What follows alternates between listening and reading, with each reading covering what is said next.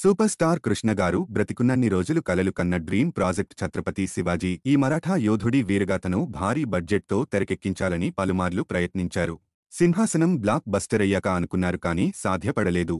ఏవో కొన్ని అవాంతరాలు అడ్డుపడేవి. పైగా కమర్షియల్గా ఏ మేరకు వర్కౌట్ అవుతుందోననే అనుమానాలు సన్నిహితుల నుంచి వ్యక్తమయ్యేవి.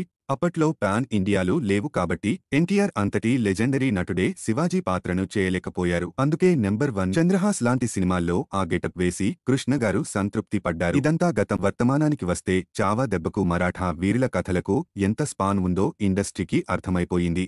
అజయ్ దేవగన్ తానాజీతోనే ఇది రుజువైనప్పటికీ విక్కీ కౌశల్ దీన్ని నెక్స్ట్ లెవెల్కు తీసుకెళ్లాడు. టైర్ 2 హీరోకే జనం అంతగా బ్రహ్మారథం పడుతున్నప్పుడు ఇమేజ్ ఉన్న స్టార్ట్ చేస్తే ఇంకే స్థాయిలో ఆడుతుందో వేరే చెప్పాలా. అందుకే కృష్ణ గారి కోరికని మహేష్ బాబు తీర్చవచ్చు కదాని ఫ్యాన్స్ ఆశపడుతున్నారు. ఇందులో తప్పేమీ లేదు. ఎందుకంటే రాజమౌళి ఎస్ఎస్ఎంబి 29 తర్వాత మహేష్ మార్కెట్ భాషదేశంతో సంబంధం లేకుండా అమాంతం పెరిగిపోవడం ఖాయం. సో ప్రయత్నిస్తే అద్భుతమే. కాకపోతే దాన్ని సమర్థవంతంగా హ్యాండిల్ చేసే దర్శకుడు దొరకాలి.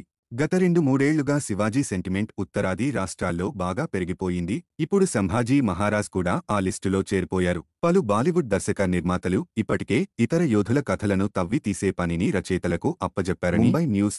ఈ సబ్జెక్టుల్లో స్టామినా ఎంత ఉందో అర్థం చేసుకున్నారు కాబట్టే తొందరపడుతున్నారు. ఇప్పుడు కాకపోయినా భవిష్యత్తులో మహేష్ బాబు కనుక ఛత్రపతి శివాజీగా ఒక పూర్తి నిడివి సినిమా చేస్తే మాత్రం అది ఊహించనంత పెద్ద చరిత్ర సృష్టించడం ఖాయం.